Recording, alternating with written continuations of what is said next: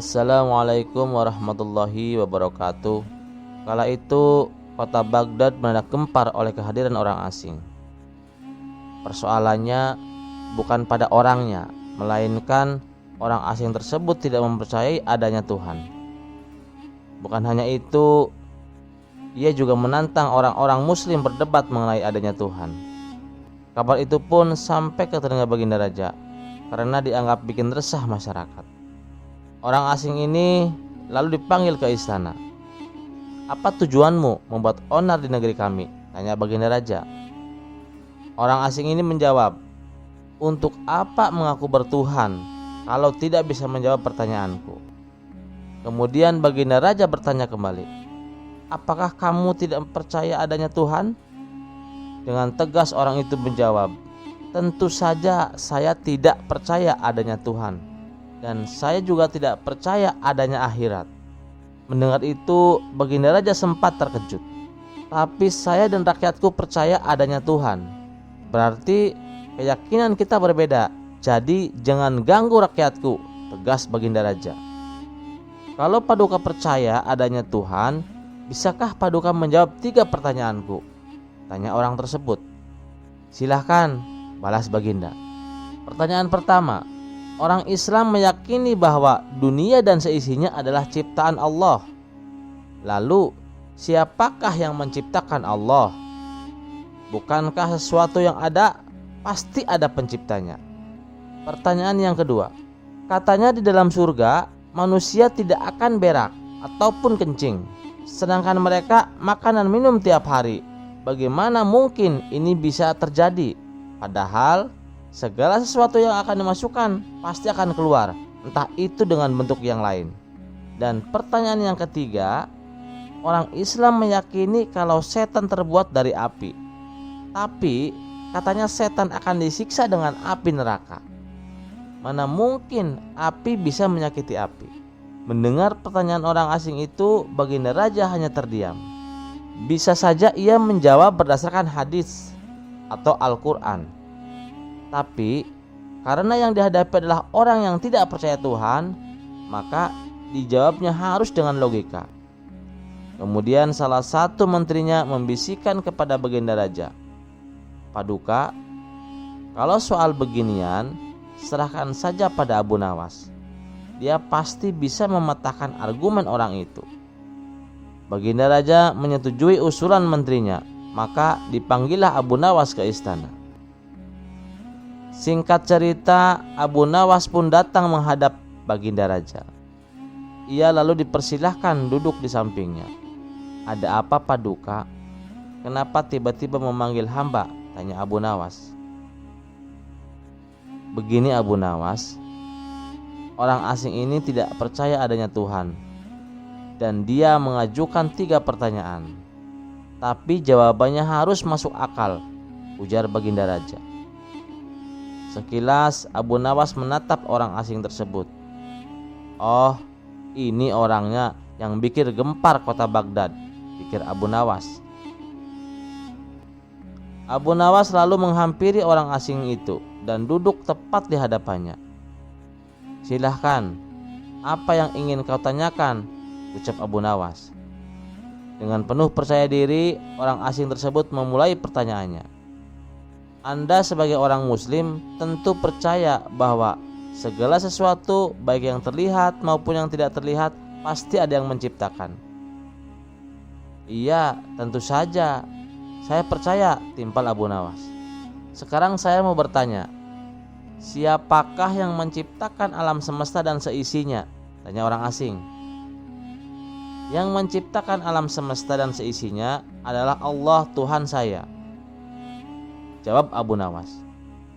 "Oh, baiklah. Lalu siapakah yang menciptakan Allah? Bukankah tadi Anda mengakui bahwa segala sesuatu baik yang terlihat maupun tidak terlihat pasti ada yang menciptakan?" tanya orang itu kembali. Sejenak Abu Nawas terdiam. Ia pun lalu berkata, "Anda pasti tahu kalau kami selaku orang Islam mengakui hanya ada satu Tuhan.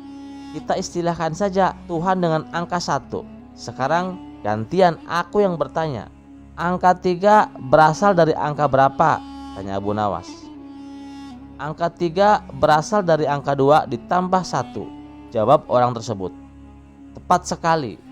Kalau angka 2 berasal dari angka berapa? Tanya Abu Nawas kembali. Angka 2 berasal dari angka 1 ditambah 1.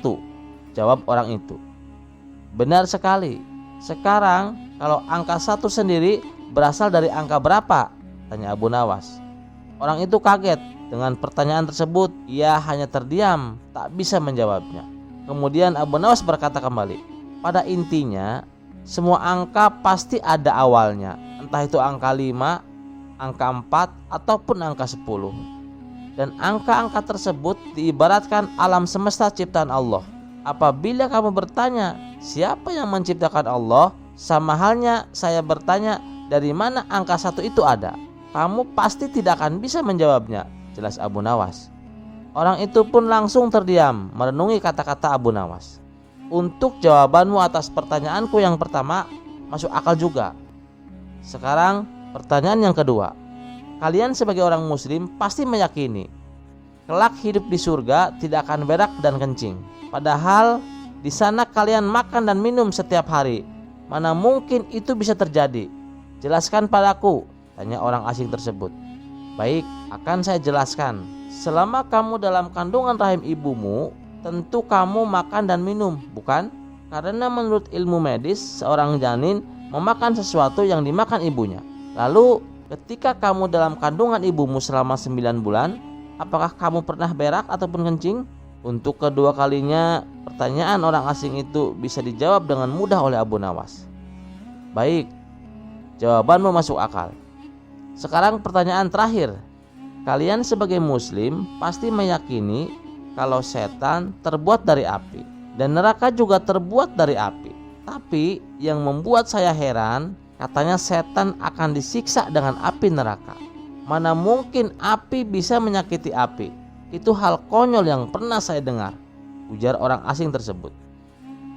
Bisakah kamu menjelaskannya? Tanya orang asing itu kemudian. Sebelum aku menjawab pertanyaan yang terakhir, aku ingin kita saling berjanji. Apapun jawabannya, kamu tidak boleh marah, pinta Abu Nawas. Tentu saja saya tidak akan marah, apalagi kalau jawabannya masuk akal, balas orang tersebut. Tiba-tiba Abu Nawas menampar pipi orang asing itu sangat keras. Baginda Raja dan orang-orang yang hadir terkejut dibuatnya. Hai, apa-apaan ini? Kalau tidak bisa menjawab, jangan emosi, apalagi sampai main pukul kayak gini, protes orang asing. Siapa yang emosi? Itu tadi adalah jawaban saya. Apakah tadi kamu merasakan sakit? Tanya Abu Nawas. Tentu saja sakit, jawab orang asing itu sambil memegang pipinya. Coba kamu perhatikan tangan saya. Bukankah tangan saya terbuat dari tulang dan daging? Begitu juga dengan pipi kamu. Tapi ketika tangan saya ini ditamparkan ke pipi kamu, kamu langsung kesakitan. Itulah gambaran sederhana kalau api neraka bisa menyakiti setan. Setan pasti akan merasa kesakitan meskipun ia sama-sama terbuat dari api, kata Abu Nawas menjelaskan. Orang tersebut lalu terdiam. Ia tak bisa membantah argumen Abu Nawas. Sementara Baginda Raja dan orang-orang istana kagum atas kecerdikan Abu Nawas. Kisah selanjutnya. Tidak seperti biasanya, di istana Raja Harun al-Rasyid terlihat ramai. Banyak tamu berkumpul. Ternyata ada pertemuan para ulama bersama Baginda Raja. Setelah selesai membicarakan berbagai masalah agama dan negara, di sela-sela waktu santainya sang raja melontarkan pertanyaan kepada para ulama. Adakah di antara kalian yang tahu kira-kira Allah sedang apa sekarang? Tentu saja pertanyaan itu tak lazim. Namun, memang begitulah karakter Baginda Raja. Apakah Paduka tidak mempercayai keberadaan Allah? Tanya balik salah satu dari mereka. Saya sangat percaya adanya Allah, dan saya percaya Allah maha segala-galanya, yang menguasai segala alam semesta dan alam akhirat. Yang saya tanyakan, kira-kira Allah sedang apa sekarang? Para ulama saling berpandangan satu sama lainnya. Mereka bingung harus menjawab apa. Tidak elok rasanya baginda bertanya seperti itu. Jangan samakan zat Allah dengan manusia, ujar mereka. Sudah saya katakan, saya tidak menyamakan zat Allah dengan apapun, apalagi dengan manusia. Saya hanya ingin tahu, kira-kira ini Allah sedang apa? Kalau kalian tidak tahu, bilang saja tidak tahu, balas sang raja. Sejenak suasana menjadi hening, lalu baginda raja teringat dengan sosok Abu Nawas. Mungkinkah Abu Nawas bisa menjawab pertanyaanku? Ucap baginda dalam hati. Kemudian baginda raja menyuruh para pengawal untuk segera memanggil Abu Nawas ke istana. Berangkatlah beberapa pengawal pergi menuju rumah Abu Nawas. Setibanya di sana, ternyata Abu Nawas tidak ada di rumah. Sang istri memberitahu kalau Abu Nawas sedang minum kopi di warung. Para pengawal istana pun segera menuju ke sana. Sementara Abu Nawas yang sedang asyik kumpul bersama teman-temannya di warung ditanya oleh salah satu kawannya, "Hai Abu Nawas, kemarin dapat proyek apa dari baginda raja? Hingga baginda raja memberimu banyak hadiah." "Tidak ada," jawab Abu Nawas. "Kalau begitu berikan sedikit nasihat kepada kami," desak yang lainnya. Lalu Abu Nawas menjawab, "Kebenaran adalah sesuatu yang berharga bukan hanya dari segala agama, tapi juga dari segi materi," ujar Abu Nawas. Sembari menyeruput kopi dengan hati-hati, "Tapi mengapa terkadang kita harus membayar mahal untuk sebuah kebenaran?" sahut kawan lainnya. Abu Nawas menjelaskan, "Coba kalau engkau perhatikan, mahalnya harga sesuatu dipengaruhi oleh kelangkaannya. Makin langka sesuatu itu, maka makin mahallah harga sesuatu tersebut. Semua orang dalam warung mengangguk-ngangguk.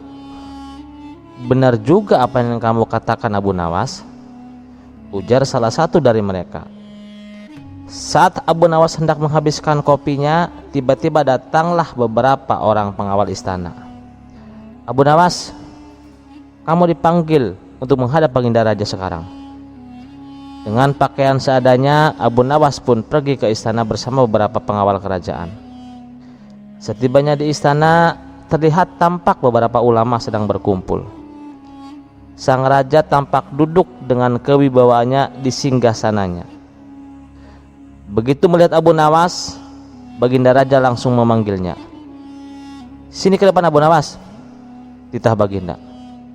Abu Nawas pun segera merapat ke depan setelah mengucapkan salam kepada para ulama. Saat Abu Nawas hendak duduk, tanpa basa-basi lagi, baginda berkata kepada Abu Nawas, "Abu Nawas, para ulama yang ada di sini tidak ada yang bisa menjawab pertanyaan saya. Saya ingin menguji kecerdasanmu. Apa kamu bisa menjawab atau tidak?" kata baginda raja kepada Abu Nawas. "Wahai paduka yang mulia, bukankah beliau-beliau ini adalah ulama yang berilmu agama tinggi? Sedangkan hamba hanyalah orang biasa. Rasanya tidak pantas kalau hamba yang menjawab," sahut Abu Nawas. "Tapi kalau boleh tahu, pertanyaan macam apakah yang baginda tanyakan?" "Saya bertanya kepada para ulama, di sini kira-kira Allah sedang apa sekarang? Tapi tak ada satupun yang bisa menjawabnya." "Apakah kau tahu Allah sedang apa sekarang?" Mendengar pertanyaan yang aneh itu, sejenak Abu Nawas terdiam. "Saya bisa menjawab pertanyaan itu, tapi ada syaratnya," sahut Abu Nawas. "Apa syaratnya?" tanya baginda. Sedikit terkejut, syaratnya adalah saya harus duduk di singgasana baginda raja, dan baginda raja harus duduk di bawah bersama para ulama, jawab Abu Nawas. "Syarat macam apa lagi ini?" gumam baginda raja dalam hati. Tapi karena penasaran dengan jawaban Abu Nawas, baginda raja pun menuruti permintaan Abu Nawas. Setelah Abu Nawas duduk di singgasana baginda raja dan Raja Harun al-Rasyid duduk di bawahnya, Abu Nawas berkata dengan lantang Kalau Baginda ingin tahu Allah sedang apa sekarang, saksikanlah. Allah sedang mengangkat Abu Nawas jadi raja dan Harun al-Rasyid jadi rakyat biasa. Spontan Baginda Raja pun tertawa mendengar ucapan Abu Nawas, diiringi oleh beberapa ulama yang sedang duduk di sampingnya. Hahaha. Tapi memang yang kamu katakan itu benar. Maka aku pun tak bisa marah padamu. Baginda Raja pun memberikan hadiah kepada Abu Nawas atas kecerdasannya. Sampai di sini dulu perjumpaan kita. Semoga teman-teman semua terhibur. Wassalamualaikum warahmatullahi wabarakatuh.